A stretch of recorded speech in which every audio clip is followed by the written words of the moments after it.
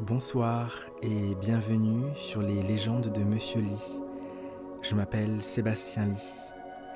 Avant de plonger ensemble dans les brumes du mythe, je tiens à remercier du fond du cœur toutes celles et tous ceux qui reviennent chaque semaine. Merci pour vos présences fidèles, vos mots, vos partages, et bienvenue aussi à vous qui me rejoignez pour la première fois. Nous avons franchi depuis peu les 2000 abonnés et je tiens à remercier chacun de vous sincèrement. Fidèle à ma promesse, cette chaîne est sans publicité.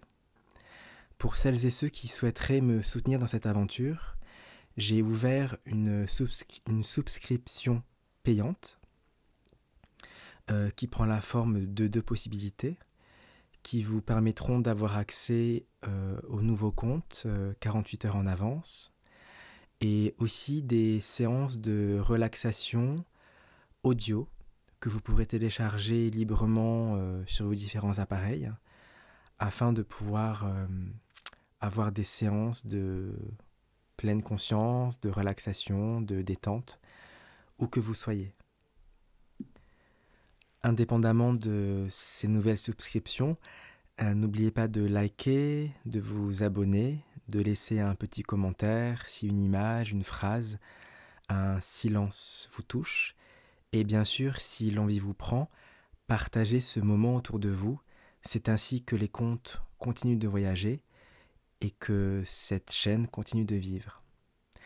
Ce soir, je vous emmène sur une île tissée de sortilèges, de silence, de temps suspendu. Une île où vit une femme qu'on a souvent crainte, parfois admirée, mais rarement écoutée.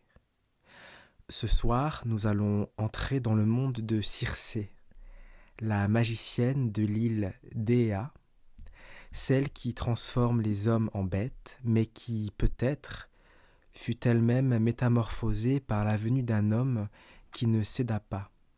Voici le mythe de Circé et Ulysse, raconté à travers les yeux de celle que l'on croit connaître et qui pourtant reste l'un des plus beaux mystères de la mythologie grecque. Les vents ne soufflaient plus comme avant, ils ne guidaient plus, ils dispersaient. Ceux qui les entendaient jadis comme des chants les écoutaient désormais comme des menaces. Depuis la chute de Troie, les dieux n'avaient plus de clémence. Ils observaient de loin ces hommes de bronze et de sang, rentrés trop tard, trop fiers, trop pleins de leur propre victoire. Parmi eux, il y avait Ulysse, le dernier à ne pas retrouver la terre promise, non pas parce qu'il ignorait le chemin, mais parce que le monde lui refusait le retour. Les dieux, offensés par son astuce, avaient déchaîné contre lui des vagues hautes comme des murailles et tissé sur son sillage des vents croisés, hostiles, infatigables, presque inconscients. Son équipage diminuait à chaque escale. Certains étaient tombés sous les griffes de monstres, d'autres avaient sombré dans le sommeil éternel, offert par de fausses îles paradisiaques. Peu à peu, les chants se taisaient, et dans le silence, il ne restait plus que le bruit du bois fatigué et le soupir des hommes qui n'attendaient plus rien. Et lui, Ulysse, se tenait à la proue, droit comme un mât, les yeux pleins d'une île qu'il n'avait pas vue depuis 10 ans. Il ne rêvait plus, il résistait. Il tenait sa mémoire comme une arme, car il savait que s'il relâchait la pensée d'Ithaque, elle se dissoudrait dans l'écume, et il deviendrait à son tour un nom noyé dans la mer. Chaque jour, en mer, était une lutte contre l'oubli. Le sel rongeait la peau, mais c'était le temps qui rongeait l'homme. Et dans cette lente usure, dans cet entre-deux du monde, où l'on ne vit plus vraiment, Ulysse avançait. Ce n'était pas un voyage, c'était une errance, une mise à l'épreuve, un châtiment peut-être. Mais au loin, à peine visible, quelque chose se dessinait dans le voile des brumes. Une île, un silence nouveau, et sans le savoir encore, Ulysse approchait d'un seuil. L'aube ne naquit pas ce jour-là, elle s'insinua. Une lumière pâle, sans promesse, se glissa sur les flots comme un voile déposé par une main distraite. Le vent s'était tu, même les vagues semblaient s'être assoupies, comme si la mer elle-même retenait son souffle. Et c'est dans cette immobilité étrange que se dessina lentement l'île d'Éa. Elle n'apparut pas d'un coup, comme un roc jailli des flots, elle surgit par fragments. D'abord un contour, puis une pente douce, ensuite un arbre au vert plus dense que de nature, des feuillages qui semblaient ne pas appartenir au monde des hommes. Le navire dérivait sans force vers ce rivage, aucun cri d'oiseau, aucune voile ennemie, aucun signe d'accueil, mais l'île n'avait pas besoin d'inviter. Elle séduisait par son silence, un silence d'avant la guerre, d'avant les dieux, un silence si pur qu'il en devenait suspect. Ulysse, debout sur le pont, scrutait ce bout de terre sans mots. Ce n'était ni l'effroi ni l'espoir qu'il ressentait, mais une tension qui ne portait pas de nom. Quelque chose dans l'air, comme un regard invisible posé sur lui, comme une main derrière le rideau d'arbres, attendant sans bouger. Il ne disait rien, mais en lui se dressait l'instinct du marin qui sait qu'il n'existe pas d'île sans histoire. Celles qui ne disent rien sont souvent les plus anciennes, et celles que les dieux ont laissées à l'écart ne sont jamais vides. Autour de lui, les hommes murmuraient, certains regardaient le rivage comme une bénédiction, d'autres avec la crainte sourde de ceux qui ont trop vu. Mais personne n'osait encore poser le pied. L'île semblait préparée, non pas pour les accueillir, mais pour les recevoir. C'était une différence subtile, comme entre une porte ouverte et une porte entr'ouverte. Et cette nuance, Ulysse la sentit, sans pouvoir encore la nommer. Il ne savait pas encore que cette terre portait un autre rythme, une autre loi, que le temps y obéissait à une volonté qui n'était pas la sienne. Mais déjà l'île l'attirait, et dans ses entrailles invisibles, quelque chose ou quelqu'un avait déjà commencé à écouter ses pas. Ulysse n'était pas homme à céder à l'impatience. Il connaissait les pièges des terres inconnues, les fruits trop mûrs, les sources trop claires, les femmes qui sourient sans jamais cligner des yeux. Il savait que certaines îles n'étaient pas faites pour le repos, mais pour l'épreuve. Alors, comme il l'avait fait tant de fois avant, il envoya en reconnaissance ceux qu'il estimait les plus solides. À leur tête, Euryloque, l'ombre de la prudence, celui qui doutait toujours un peu plus vite que les autres et qui, justement, savait survivre. Il descendit du navire avec lenteur, leurs pieds foulèrent le sable humide sans le saluer et s'avancèrent vers la masse verte qui couvrait l'île comme une pensée épaisse. Le vent ne soufflait pas, même les feuilles semblaient retenues par un pacte secret. et ils pénétrèrent dans la forêt sans mots. Leurs pas, d'abord fermes, devinrent incertains, comme si la mousse les avalait à chaque foulée. Très vite le chemin disparut, ou peut-être n'avait-il jamais été là.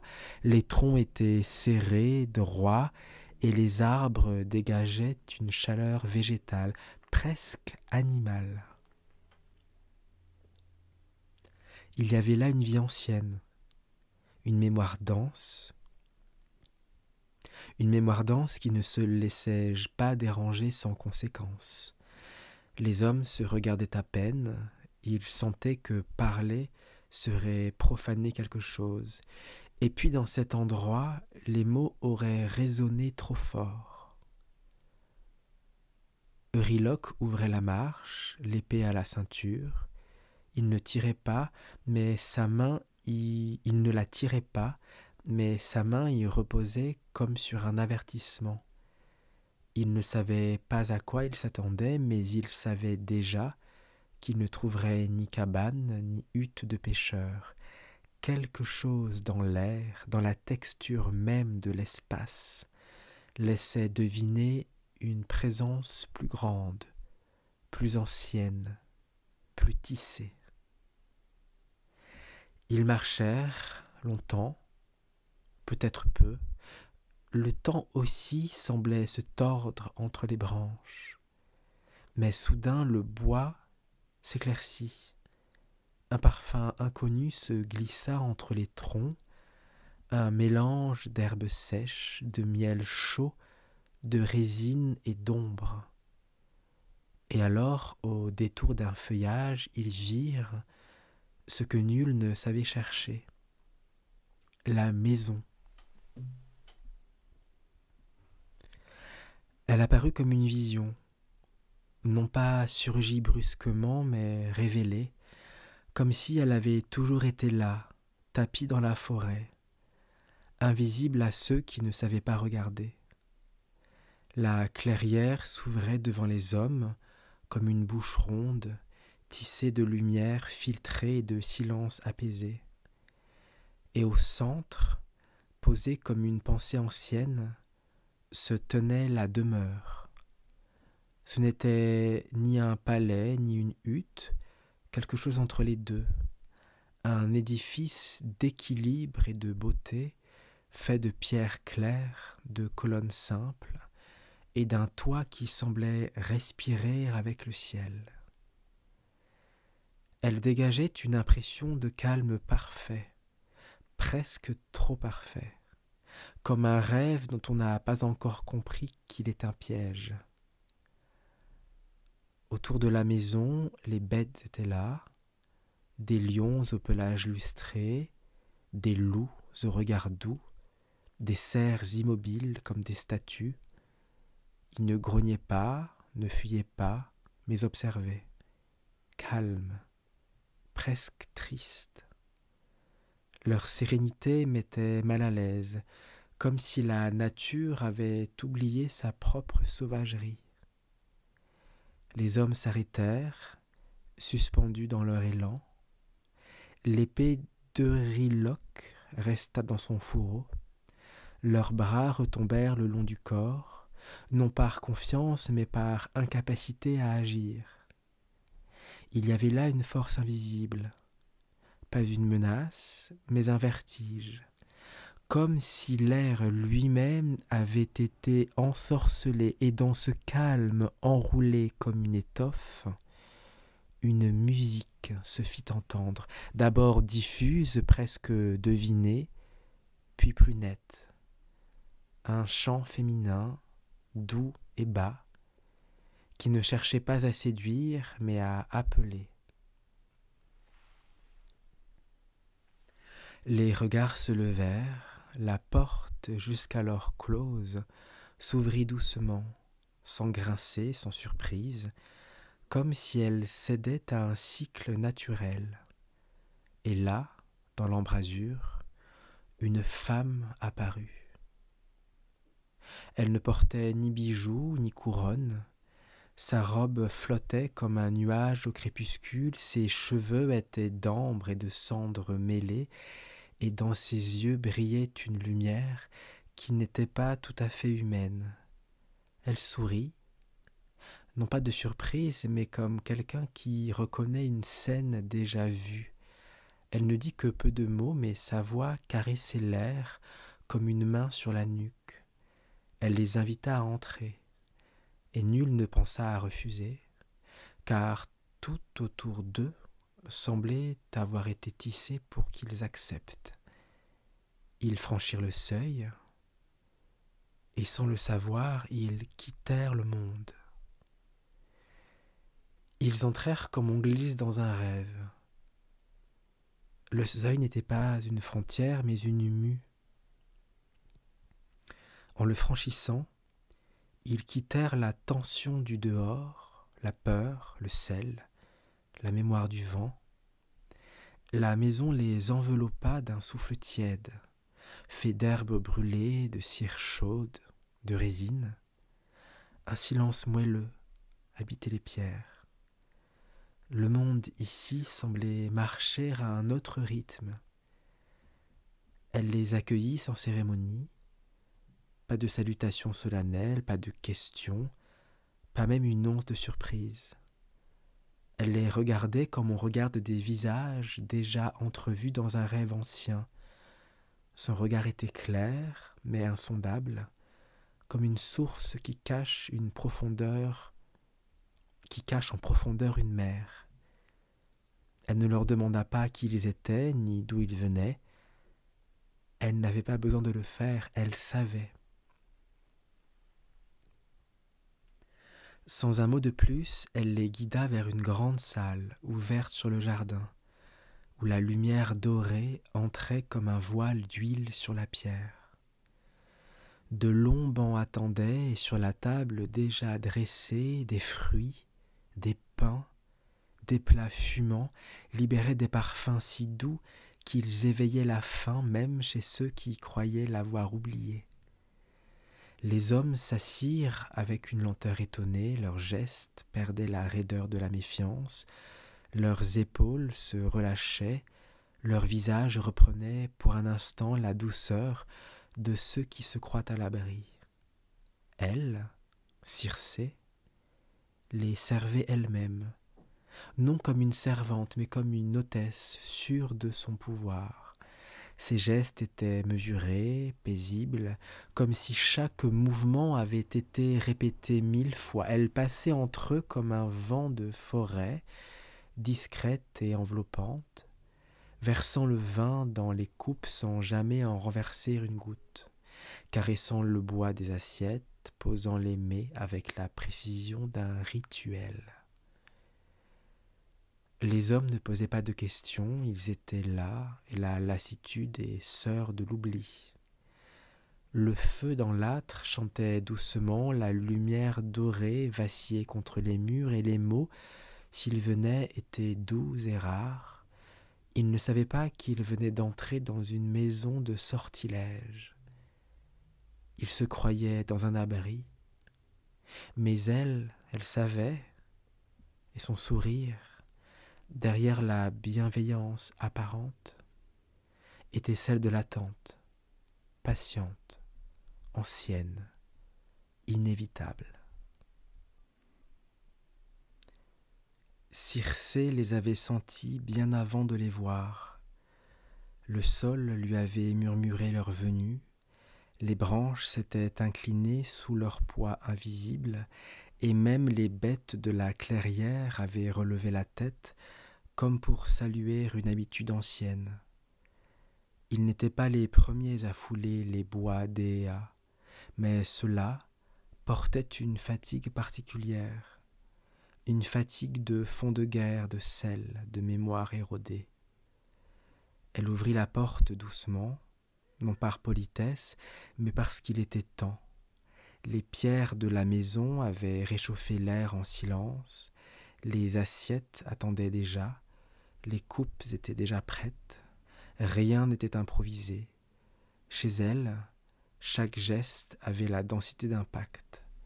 Elle les regarda entrer, Leurs visages étaient creusés de brume et de nuit blanche, ils sentaient la mer, le cuir, le soupçon, mais déjà leurs pas ralentissaient, déjà quelque chose en eux se déposait, comme de la poussière d'orgueil balayée par la douceur.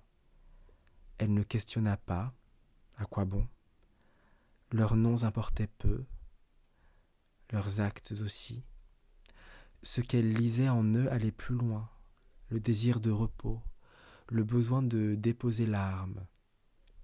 Fût-ce pour 1 heure. Elle les invita d'un geste souple à s'asseoir, leur désignant les bancs autour de la table, comme on désigne un lit à quelqu'un qui ne sait pas encore qu'il est malade. Elle leur servit le vin sans trembler, remplissant les coupes avec une lenteur presque tendre. Elle posa les mets avec soin. Pain doré, fruits luisants, viande doucement fumée, le tout préparé pour affaiblir la vigilance sans éveiller l'alerte. Ils ne dirent presque rien. Ils regardaient la table comme on regarde une rive depuis la mer, avec la fatigue de ceux qui n'en croient pas encore leurs yeux. Et elle souriait à peine, un sourire ancien, contenu, celui de celle qui sait ce qu'elle fait. Elle n'était ni cruelle, ni généreuse, elle offrait simplement ce qui avait toujours été offert ici, le seuil, le repos et l'oubli. Circé ne précipitait jamais rien.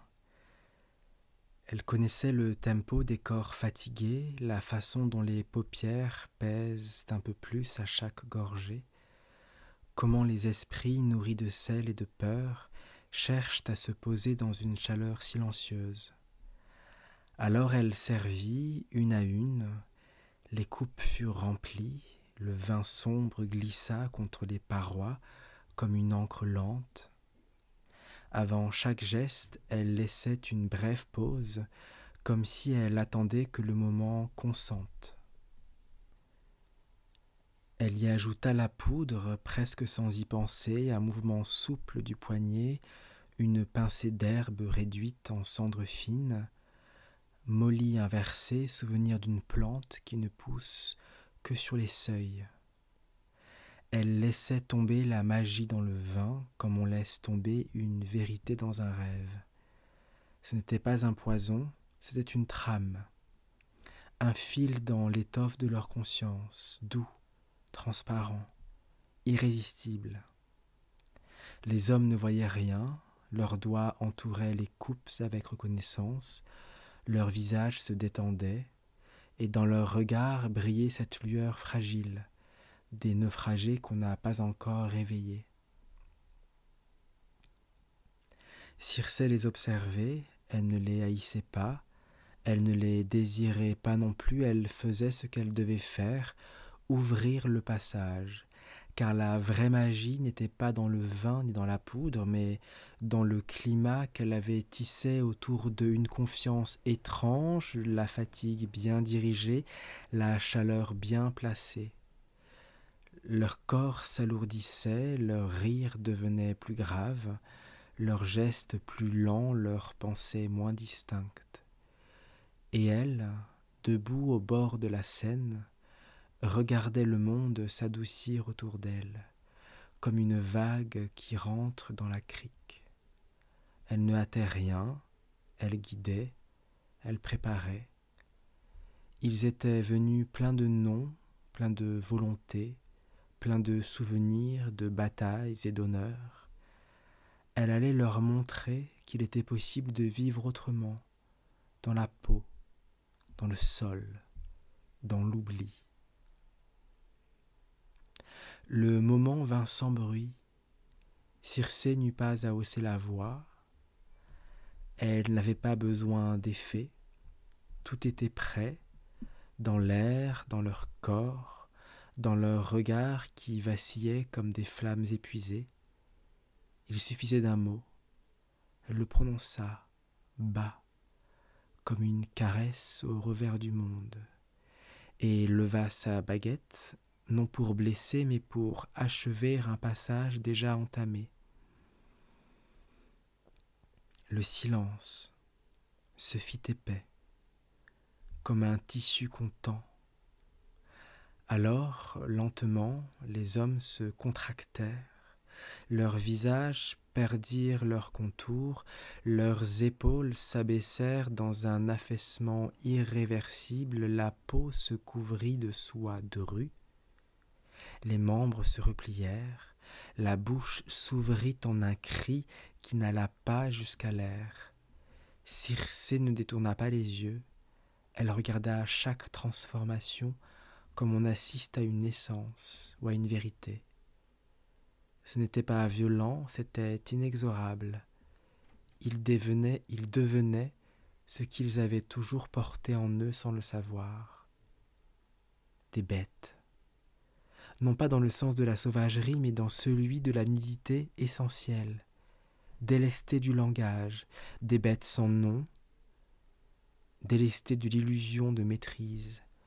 Autour d'elles, les porcs vacillaient encore sur leurs pattes neuves, certains titubaient, d'autres tentaient de parler, mais ce qui sortait de leur bouche n'était plus qu'un grognement doux, presque désolé.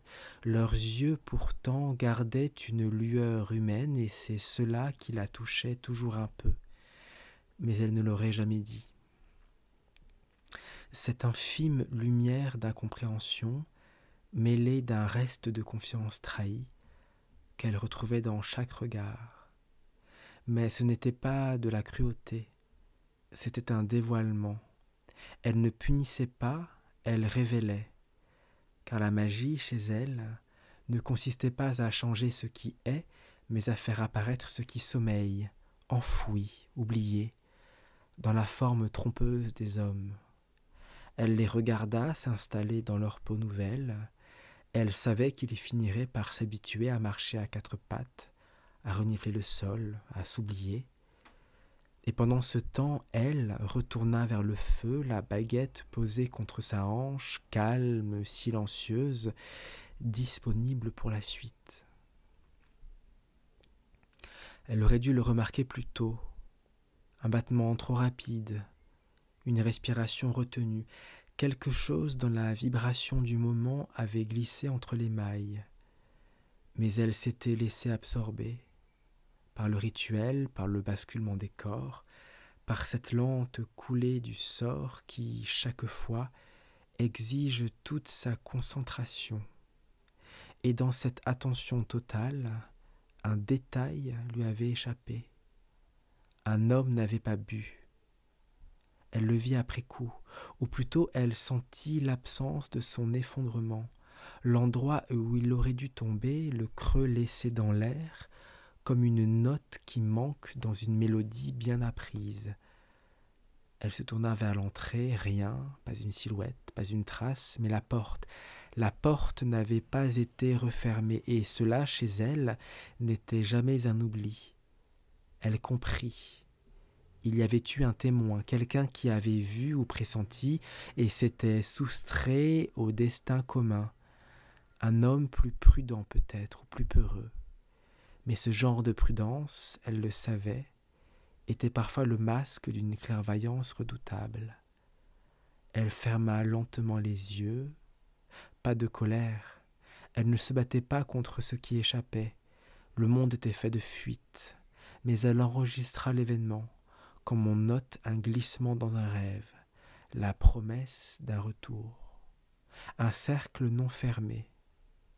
Il allait parler, cet homme, rejoindre celui qui commandait les autres, prévenir, nommer ce qui ne devait pas encore l'être, et cela, elle le sentait dans sa chair. L'histoire prenait une courbe. Un autre regard allait bientôt croiser le sien, pas celui d'un marin épuisé, ni d'un affamé trop confiant, mais un regard droit, lucide, protégé. Elle s'éloigna des bêtes transformées qui grognaient encore faiblement dans la salle. Elle prit le temps d'éteindre le feu, de refermer la porte, puis elle monta les marches une à une, et s'assit dans l'ombre de sa chambre haute, là où la lumière ne blesse pas. Elle n'avait plus rien à faire, ni à dire. Elle attendait désormais le seul homme qui peut-être résisterait à sa maison. Il venait, elle n'avait pas besoin de le voir pour le savoir. Son pas se détachait de tous les autres, ni lourd, ni précipité, un pas qui ne cherchait ni à fuir, ni à convaincre, mais à traverser. Elle se tenait dans l'ombre haute de sa demeure, au dernier étage de pierre et de lumière, là où les vents glissent entre les colonnes et charrient les pensées du monde.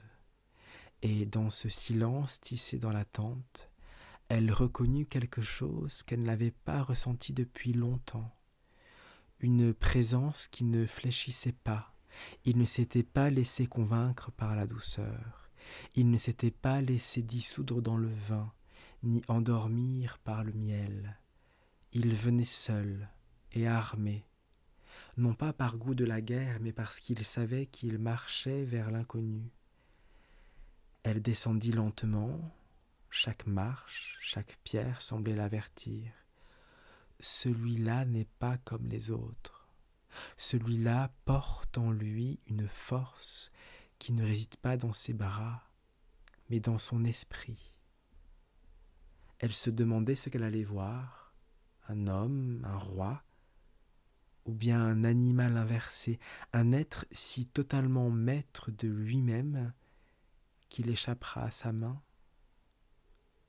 Elle pensa un instant à son père, Hélios, à la lumière crue des vérités qu'il lui avait apprises, à cette clarté qui dévoile sans juger. Elle sut que ce qui approchait était peut-être non pas une proie, mais un miroir. Elle retourna dans la salle basse. Les porcs dormaient à moitié dans la paille fraîche. Le vin avait perdu son éclat, seule la porte restait entrebâillée, comme une faille dans le sort. Elle ne la referma pas. Elle se tint droite, les doigts posés contre le bois de sa baguette, non comme une arme, mais comme une branche vive, arrachée à l'invisible. Elle sentait qu'il était proche, et dans son souffle, il n'avait pas de peur, seulement cette énergie singulière de ceux qui avancent dans le monde comme on traverse un rêve, les yeux ouverts, les mains nues, et le cœur plein de mémoire. Il n'était pas encore entré, mais déjà une autre lumière glissait entre les troncs, pas celle du jour, trop faible, trop confuse, mais une clarté infinie, diagonale, comme un fil tendu entre les mondes. Et Circé comprit, il n'était pas seul.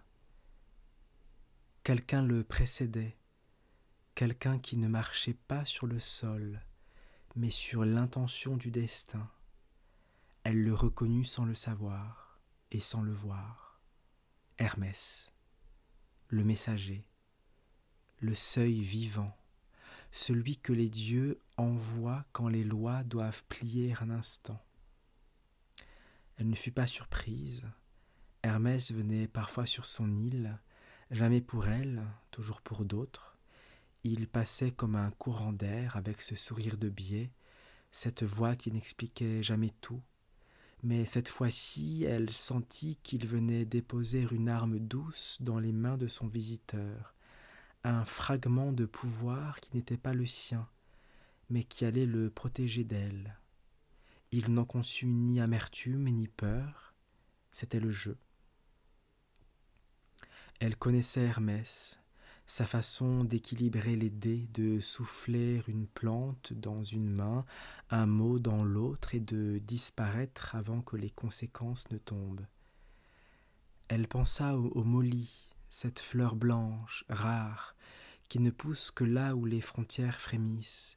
Elle savait qu'Hermès l'offrirait à cet homme, une simple herbe, et pourtant plus forte que ses enchantements les plus anciens. Elle s'avança vers le centre de la pièce, là où les ombres se plient sans se briser. Elle ne pouvait rien faire contre cela, elle ne voulait rien faire. Il arriverait protégé, oui, mais cela ne l'annulait pas.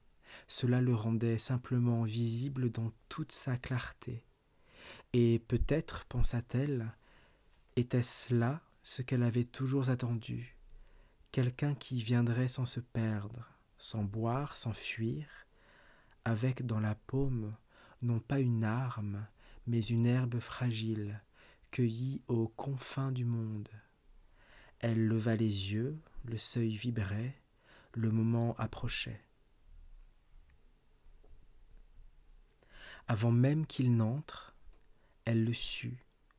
Il portait quelque chose qu'elle ne pourrait franchir. Elle l'avait déjà senti autre, mais à présent, quelque chose dans l'air avait changé. Une résistance douce, presque invisible, comme une pellicule de lumière entre lui et le monde.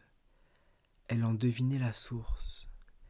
Hermès avait laissé dans sa main un talisman, non pas un bijou ni une amulette chantante, non, une chose plus fine, plus difficile à saisir, une plante, une herbe sacrée.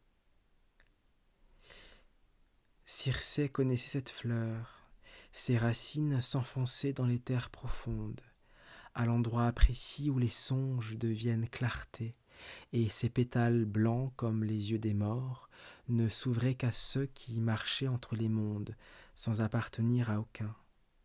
Elle l'avait vue une fois, il y a très longtemps, dans un rêve, ou dans une vision dictée par Hécate. Elle savait ce qu'elle signifiait, le refus, l'impossibilité d'imposer sa volonté par les voies anciennes, la limite.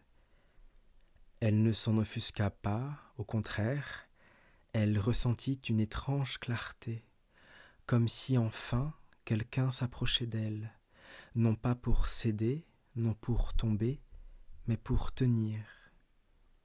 Elle le vit s'approcher de la porte, son ombre passa sur le seuil comme une vague droite. Il ne tremblait pas, elle non plus.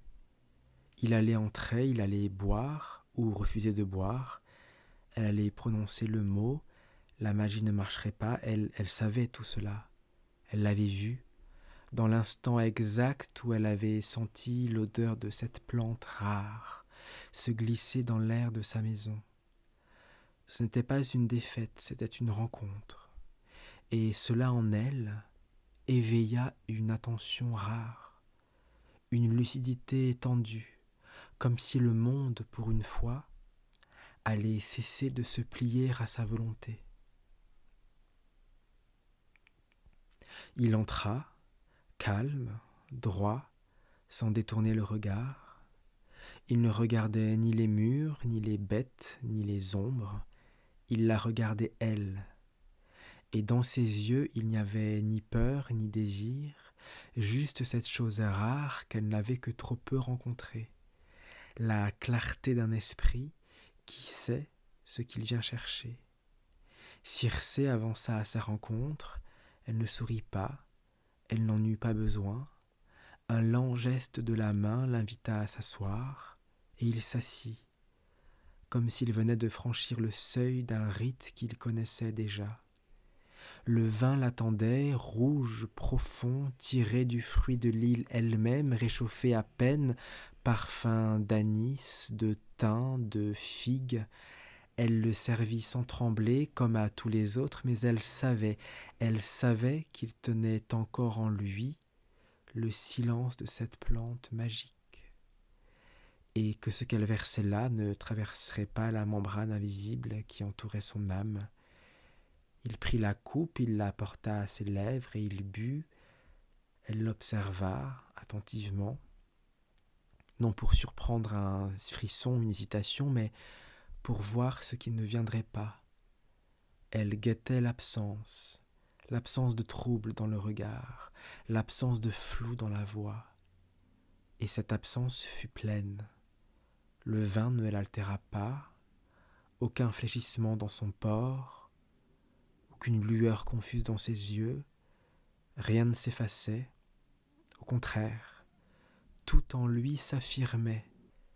Il la regardait encore, mais cette fois, comme s'il avait franchi un rideau que personne n'avait encore traversé. Il la voyait au-delà du charme, au-delà de la douceur, jusqu'à ce qu'elle-même ne montre qu'aux dieux la part nue, le noyau sans déguisement. Circé ne bougea pas, elle ne dit rien, elle n'avait pas besoin de comprendre, elle reconnaissait. Il était entré sans être pris, il avait bu sans tomber, il avait traversé l'épreuve sans que le sort ne l'effleure. Et dans ce silence vibrant, elle sentit quelque chose se déplacer en elle, un intérêt profond, un respect ancien, et peut-être, dans une faille encore muette de son cœur, un commencement. Elle avait agi comme toujours, presque machinalement. Le vin bu, elle s'était levée, avait effleuré sa baguette et laissé les mots anciens rouler sur sa langue comme une vague bien connue. Elle ne croyait pas vraiment qu'il prendrait, mais il fallait que ce geste soit accompli. C'était une forme de respect aussi, proposer le sort, même si l'on sait qu'il ne saisira pas. Le mot fut prononcé, il s'éleva dans l'air, précis, limpide, chargé de cette énergie qu'elle puisait dans les racines, les bêtes, le feu, mais rien. Pas un frémissement, pas un changement d'ombre sur le visage de l'homme.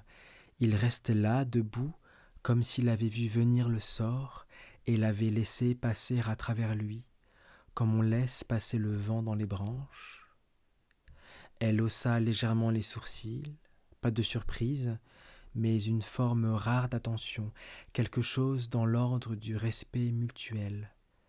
Il ne reculait pas, il ne menaçait pas non plus, il attendait simplement, avec cette stabilité intérieure qui déplace les forces sans bruit. Alors elle vit l'épée non pas levée mais nue, pas brandie pour frapper, mais tenue comme une parole claire. Je sais ce que tu peux, je sais ce que je veux.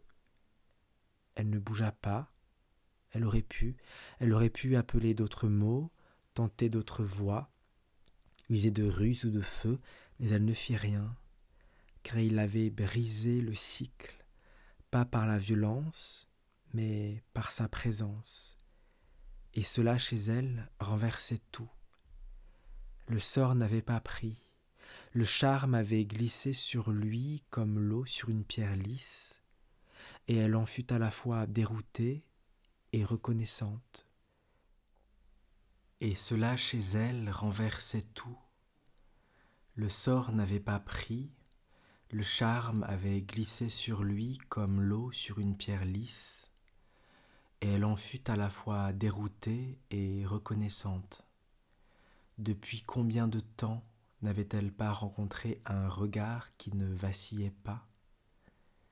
Il la tenait en respect, non par force brute, mais parce qu'il n'avait pas cédé, et dans cette suspension parfaite, entre eux deux, elle sentit que le pouvoir venait de changer de main, ou peut-être d'être déposé entre eux comme un feu partagé.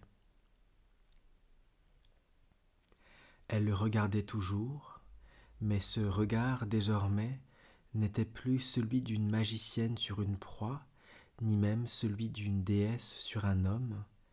Quelque chose avait basculé, silencieusement, quelque chose de presque sacré, le respect nu, sans habillage, comme une pierre posée entre deux êtres. Il ne la menaçait pas, il tenait son épée, oui, mais il ne s'en servait pas comme d'une arme.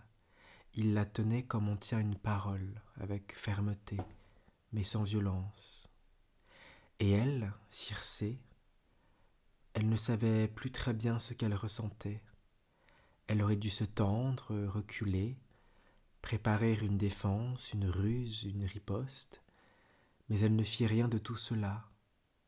Elle abaissa la main, puis la baguette, et enfin le souffle.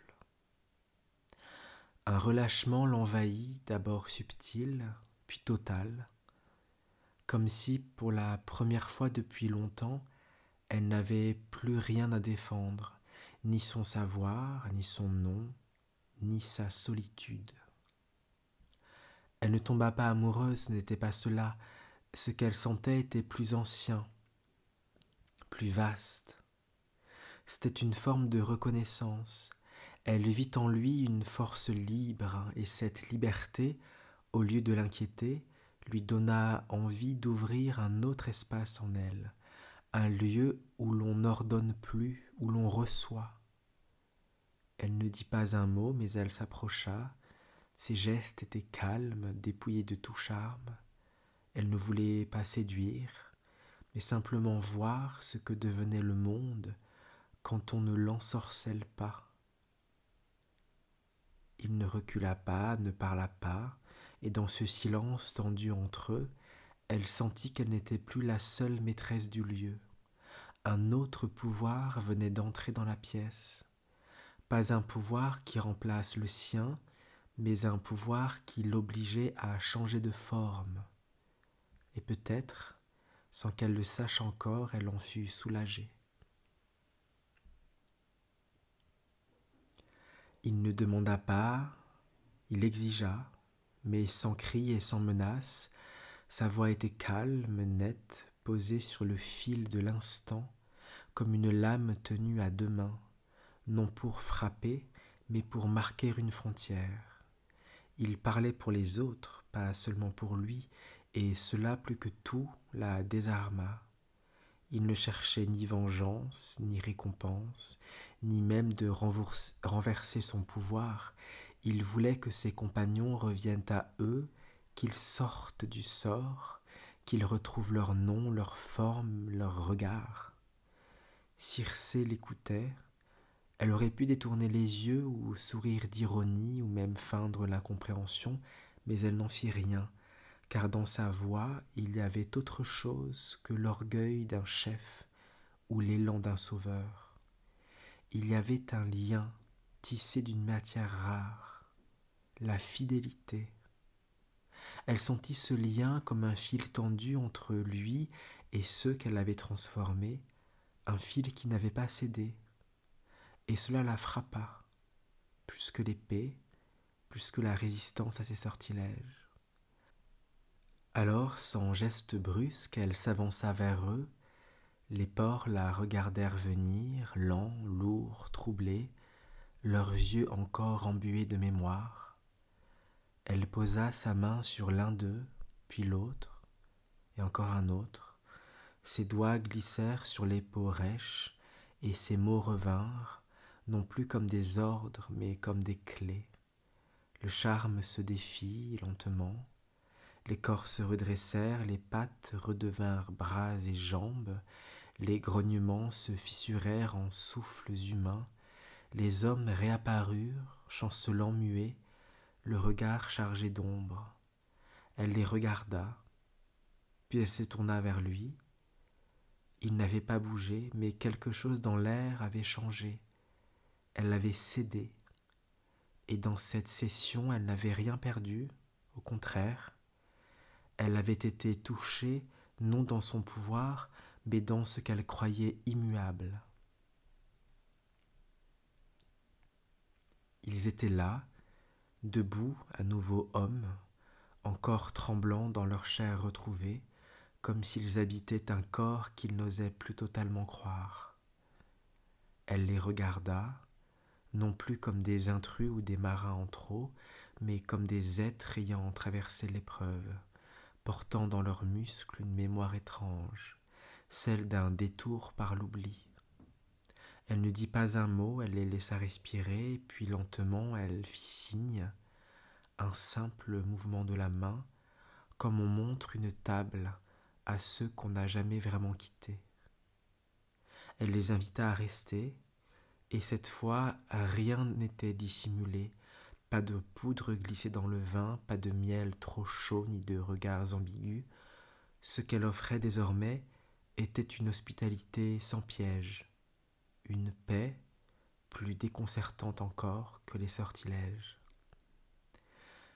Elle fit porter des vêtements propres, des tissus simples tissés dans les teintes de l'île, ocre du sol, vert des feuillages, blanc sali des brumes du matin.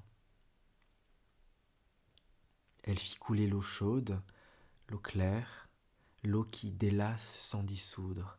Elle fit venir la nourriture, abondante mais sobre, des olives, du pain, du lait, quelques fruits cueillis juste avant la rosée. Rien n'était offert pour séduire, tout était là pour réparer. Elle les vit s'asseoir avec hésitation, comme s'ils s'attendaient que tout recommence, mais rien ne recommença et dans ce rien quelque chose se posa enfin. Elle ne tentait plus de les posséder. Elle avait choisi une autre forme de présence, plus discrète, plus lente, où l'on reste parce que l'on n'est plus contraint. Elle les accueillit à nouveau, sans masque, et cette transparence, plus que tous ces enchantements, les lia à eux d'une façon plus profonde. Ce n'était plus sa maison, c'était un abri partagé, où chacun pouvait, pour un temps, déposer le poids de sa forme. Le premier jour passa comme une vague lente, puis un autre, et un autre encore. Circé ne comptait pas, elle n'en avait pas besoin. Sur son île, les jours n'étaient pas des marches vers une fin, mais des cercles. Chaque aube ressemblait à la précédente, et pourtant rien ne se répétait vraiment.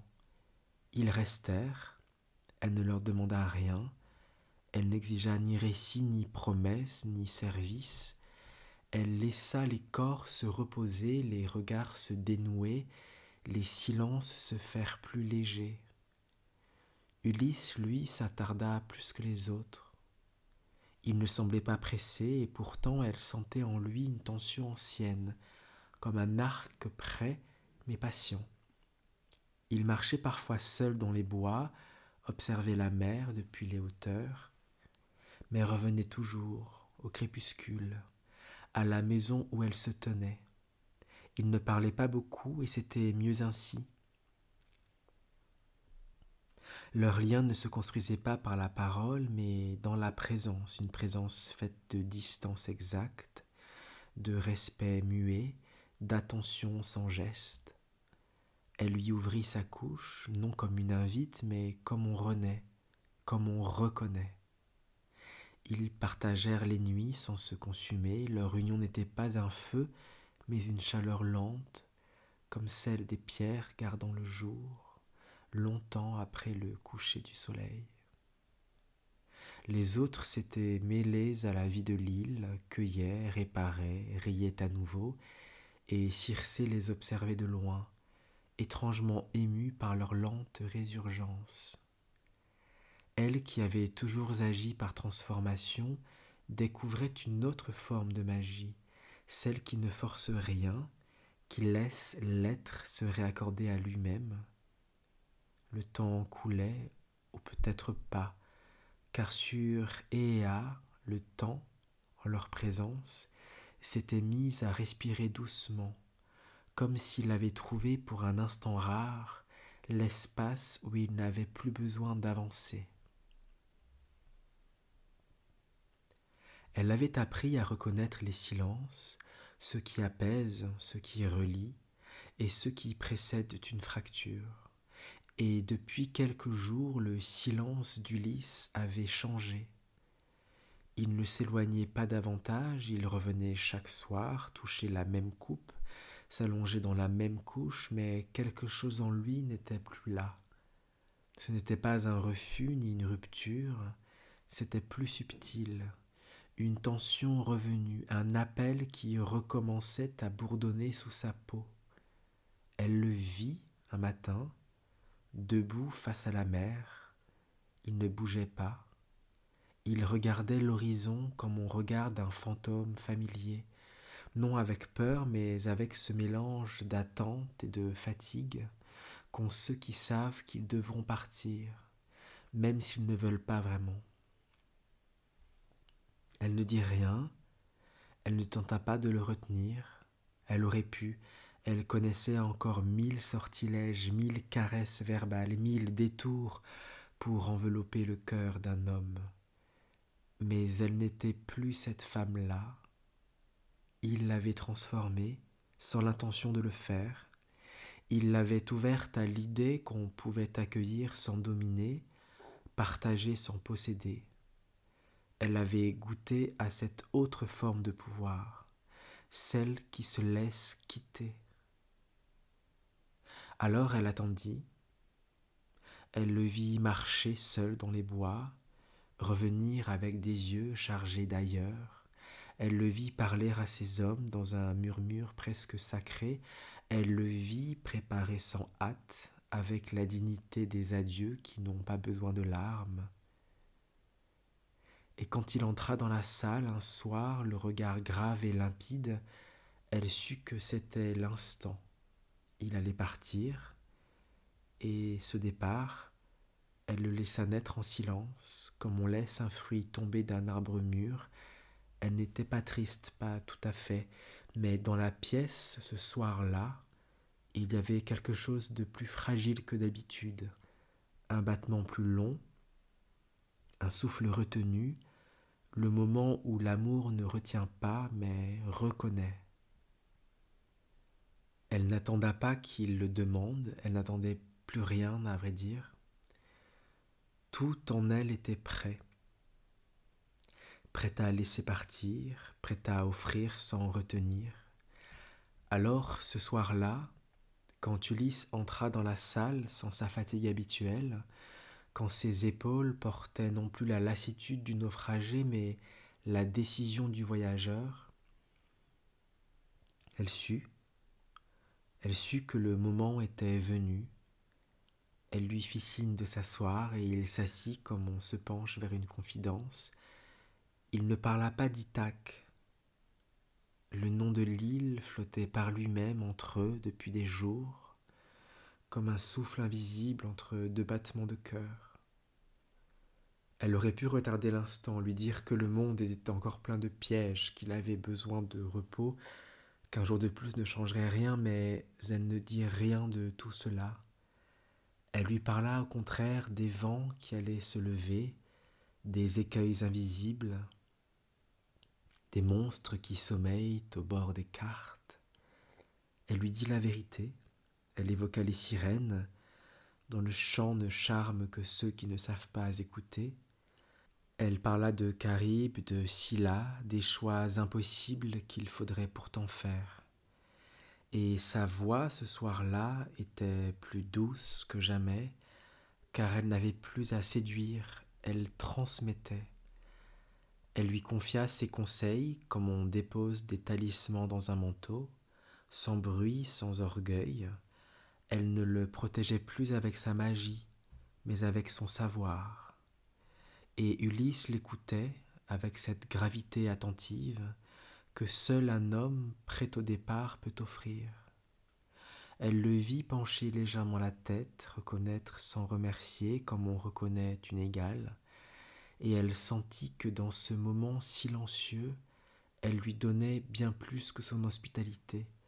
Elle lui donnait son regard, son écoute et la permission intérieure de partir. Elle ne l'attachait plus, elle l'accompagnait de loin, et c'était là peut-être sa plus grande magie. Elle l'attendait à l'aube, non pas devant sa porte, mais dans le cercle ancien que nul ne foulait, là où la terre est fine comme de la peau, là où les pierres savent encore ce que les hommes ont oublié. Elle l'attendait avec cette présence droite, calme, déliée, que seule la magie pleinement assumée permet. Ulysse vint, seul. Il ne portait rien, sinon l'attention tendue de celui qui sait qu'un pas mal posé peut égarer tout un destin. Elle l'invita à s'asseoir devant le foyer qu'elle avait allumé, un feu bas, pas pour réchauffer mais pour contenir l'instant. Alors, sans détour, elle lui dit ce qu'il ignorait encore. que son voyage devait le mener sous terre, vers les ombres, vers les morts. Elle lui parla du royaume d'Hadès, non comme d'un lieu terrifiant, mais comme d'un seuil nécessaire. Elle nomma Tirésias, le devin aveugle, celui qui seul, au-delà des vivants, pouvait lui donner sa route. Elle traça dans la cendre les gestes à suivre, le sacrifice, le sang, le silence. Elle décrivit les âmes qui viendraient, les voix qui réclameraient, et le moment exact où il lui faudrait écouter, et celui où il devrait se taire. Elle dit tout, avec une précision nue, sans drame, comme on confie une carte tracée à même le cœur. Ulysse écoutait, ses mains restaient posées sur ses genoux, ses yeux, clairs et calmes, regardaient au-delà du feu, peut-être déjà vers le bord du monde. Quand elle eut fini, elle se leva, lentement, elle ne toucha pas son bras, elle ne lui demanda rien. Elle savait que ce qu'ils avaient partagé resterait, pas dans la chair, mais dans une mémoire plus vaste. Elle le regarda s'éloigner, et pour la première fois depuis longtemps, elle sentit qu'elle ne portait rien, aucun sort, aucune attente, aucune possession. Elle était libre.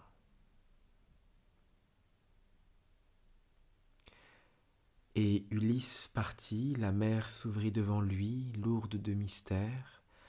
Derrière lui, l'île d'Éa se fit de plus en plus petite, comme un rêve dont on se souvient mais qu'on ne peut raconter. Circé retourna à sa demeure, les bêtes vinrent à sa rencontre, paisibles, familières.